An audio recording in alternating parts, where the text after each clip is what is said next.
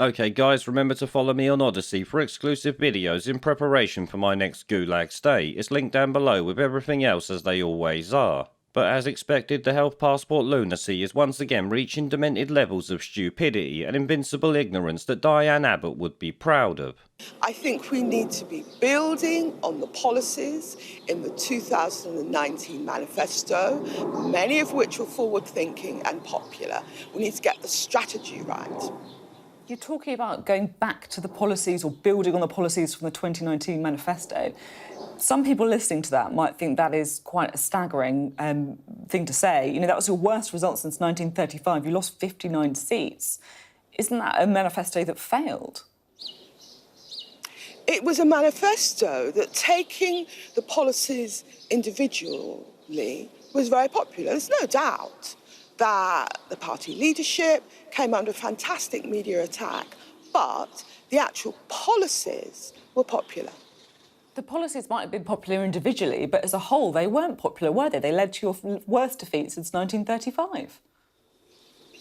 They polled well. Of course we had a terrible defeat. You don't need to remind me that it was a terrible defeat.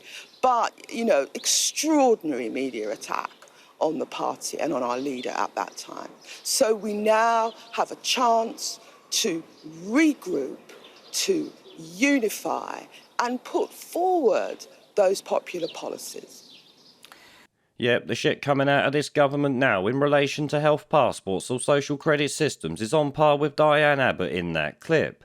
As some will know, the government now plan to allow pubs and clubs who enforce medical apartheid the ability to stay open during so-called COVID surges. Despite, as I'm sure you're all screaming, the government, Public Health England and the media admitting that those who have had 2 jabs can still catch and spread the virus. This obviously completely destroys the need for health passports, literally dead in the water, unless of course they're not about health in any way. Something many people have been saying for a long time now.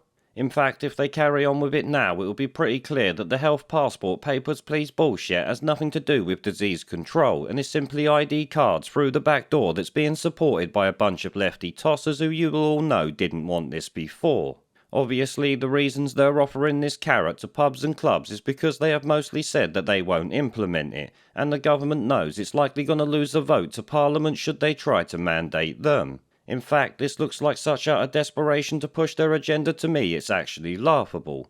There is no other reason I can think of, but if you guys can think of another reason for why they're pushing this aside from their agenda, then let me know down in the comments. Now, naturally, no media outlet is connecting the dots in the articles promoting this bullshit idea, despite the same outlets breaking the story on transmission recently. It's a bit like them not mentioning how against the Equality Act 2010 and people's right to free choice all of this bullshit is. Instead, it looks like it's all about pressuring people into doing what the government wants them to do. This is something I actually think will backfire badly if they carry on. In fact, science even backs that up because forcing people directly or indirectly often has the opposite effect when it comes to compliance. Now, as I said before, the hospitality industry are naturally in uproar about this as it's their business that's going to be affected. People will just attend house parties and illegal raves rather than jumping through these hoops. But it shows that these businesses need to stand up and say no, and so does everyone else. France is actually seeing that now, as many of you will know.